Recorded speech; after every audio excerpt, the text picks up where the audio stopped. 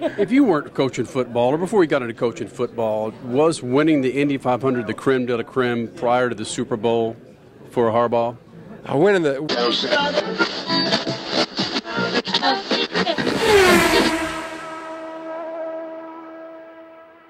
Jim Harbaugh joins the Freaks. Crash Gladys, Kenny Sargent. Jim, I noticed you've got the NFL attire on with the khaki pants. Was that planned? That's what I wear. That's what's in the closet. But got the Chevrolet jacket on. Right. I like it.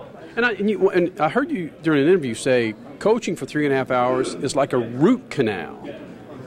Like sitting in the dentist chair. Yeah. It's not a lot of fun. You know, you're just focused on winning. You're focused on what's going to happen. You're putting your players in the best position to win the game, and yeah, you don't feel good about it till it's over, and you've done what you're supposed to do. What if you were on the pit box of one of these teams for 4 hours? You know, the crew chief or your Roger Penske. Would that be like pulling teeth for 4 hours? Yes, I think they'd be telling you a story if they said they were just having fun. You know, it's just constantly thinking. It's constantly giving advice and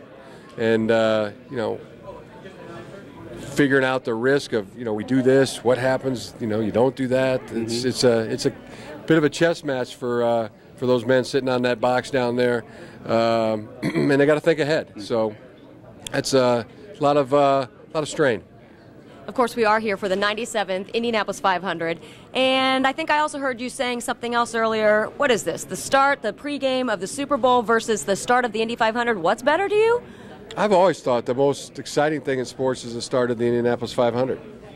It's because your dad brought you and your brother here, since way back in the 80s? It was 1976. Tom Sneva broke the 200-mile barrier. We didn't have tickets to the race, but we came to the time trials, and ever since then I've been a fan of the Indianapolis 500. But where's brother? I mean, you're here. He obviously didn't become as much of a fan. Well, he's. I called him and he said he couldn't make it. So this is one thing I have over him. So maybe we'll just leave it like that. If you weren't coaching football, or before you got into coaching football, was winning the Indy 500 the creme de la creme prior to the Super Bowl for Harbaugh?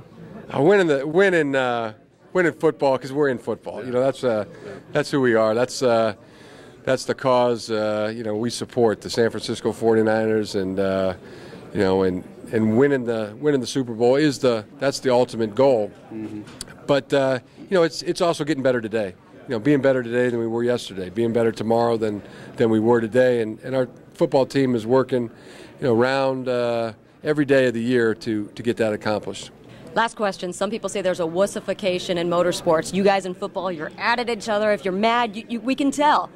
What advice do you give to these drivers? If somebody gets mad at somebody else in a race, what should they do?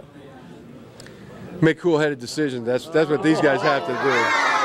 They have got to make cool-headed decisions. You can't get emotionally hijacked in football or in racing. You have got to be able to put the last play behind you and go out and execute on the next play. I mean, everything's not always going to go your way, but getting emotionally hijacked does not help you win. Jim Harbaugh, Crash Gladys, Kenny Sargent. Thanks, Jim. Okay, thank you.